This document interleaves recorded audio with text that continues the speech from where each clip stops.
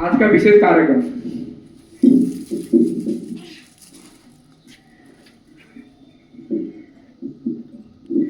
राष्ट्रीय गीत वंदे मातरम।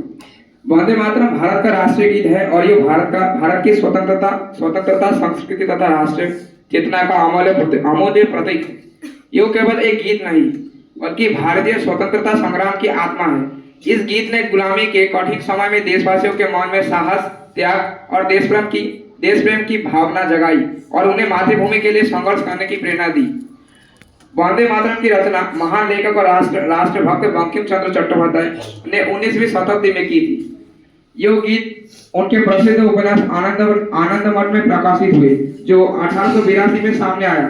यह गीत संस्कृत और बंगाली भाषा के मिश्रण में लिखा गया है। वंदे का अर्थ है नमन करना और मातरम का अर्थ है माँ। यह माँ से तात्पर्य भारत माता से है, जिसे कवि ने स्नेह, शक्ति और सौंदर्य का प्रतीक बनाया है।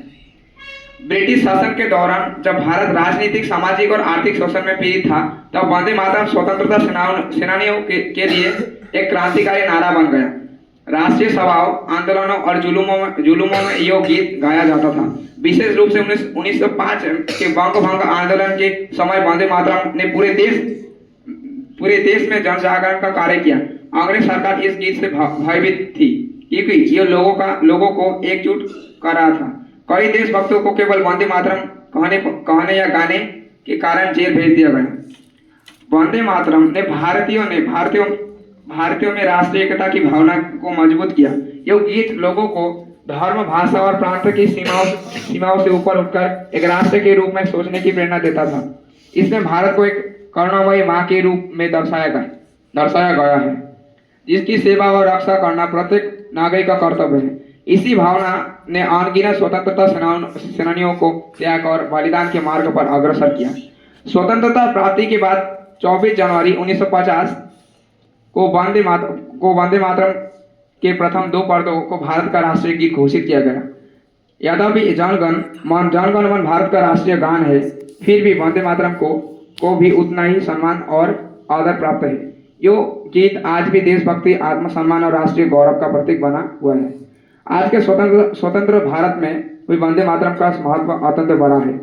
यो हमें हमारे स्वतंत्रता सेनानियों के बलिदान की याद दिलाता है और देश के प्रति अपने कर्तव्य का बोध कराता है।